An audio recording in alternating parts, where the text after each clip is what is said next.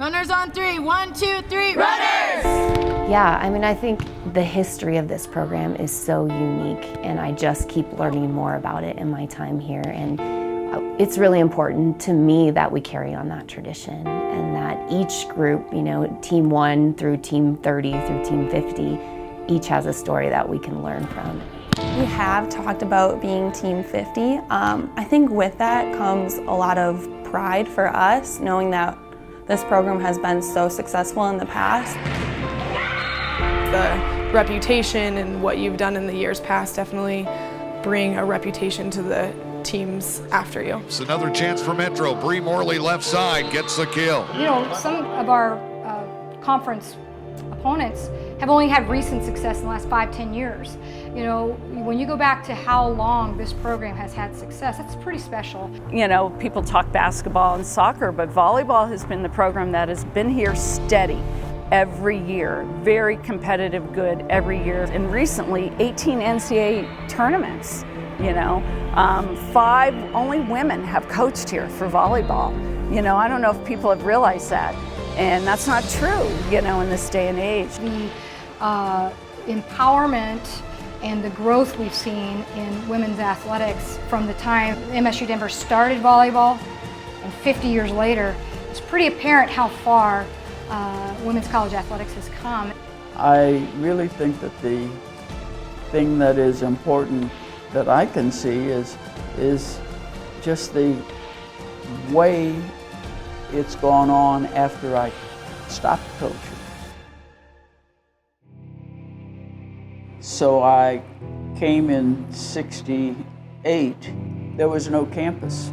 The practices and games for volleyball were at the downtown Denver YWCA, and then any tall girl that walked across campus or that walked into a classroom, both me and the players that I had already started working with would go up and say, "Hey, would you be interested in playing volleyball?" And she'd say, "Oh, maybe." And so we recruited from the campus itself to start with. Yeah, it's absolutely a challenge recruiting at MSU Denver. You know, I mean, we've got a non-traditional housing situation, but when I first got here, we didn't have a housing situation at all. Actually, for a few years, we had them out in Belmar, and we had to shuttle them to campus every day, you know, in for classes and practice and back home. And so, you know, for the athletes who can recall that, they know that was one of the big challenges. And for coaches, when we're recruiting, that's a huge challenge. Oh man, this Roadrunner defense has come alive here in the 4th set. You know, we would always sell winning. We would sell, there was already a strong tradition of winning in the volleyball program at MSU Denver before I arrived. And we would sell that. You know, if you wanted to be a part of a competitive program on a national level, we had that to offer. In 1975, I awarded the first scholarship to a woman who played volleyball. And then later on, we would add 1 or 2 a year.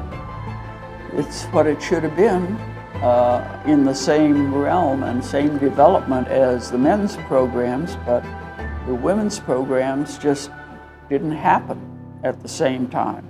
I filed 2 Title IX lawsuits. So I was trying to force it along. She played from 2008 to 2011, number 5, Darcy Schwartzman. I think it's important that we continue to appreciate the women who paved the way for all of us to have those opportunities. Those ladies were paving the way for the rest of us to have coaching opportunities and for these young women to have the types of playing opportunities that they've had. With Title IX and with the, you know, evolution of college athletics, the program has changed significantly over the years. So just to celebrate that growth and where we are today and the opportunities for young females to earn scholarships and get an education and play the sport they love, and in the process be role models for young kids.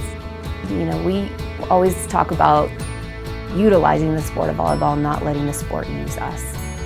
So we want to use the sport of volleyball to learn about life, to prepare us to be successful the next however many years that we have on this planet. And people always say that things in life worth having never come easy, and that's very true with volleyball. Far side back to Michaela Smith. You keep going to her when you need a point there. And I think that's part of the reason Metro is so successful is because we've always had coaches that push us and realize that it's not going to be easy, but after you kind of taste that success, you see that it is worth having. So like hard work, never quitting, time management, all of those skills are easily transferable into like every career path that you could ever choose. And you know, I knew for women in the professional world that if they didn't get it together during the college experience, that they were not going to thrive when they got out into the business world or wherever they decided to have their career. And so I knew that we were developing a disciplined mentality and a skill set that was not only going to help these young ladies graduate and graduate successfully, but also be successful the minute they hit the ground running in their careers. So to see them all go through and grow and mature and graduate and have a great experience was huge. I pushed as hard as I could, and the kids who played in those years are successful not only in sports but other aspects. So we are always going to challenge ourselves in the pursuit of excellence. We always talk about that in the pursuit of excellence is where the most lessons are learned and the most fun is had. Runners on 3, 1, 2, 3, runners!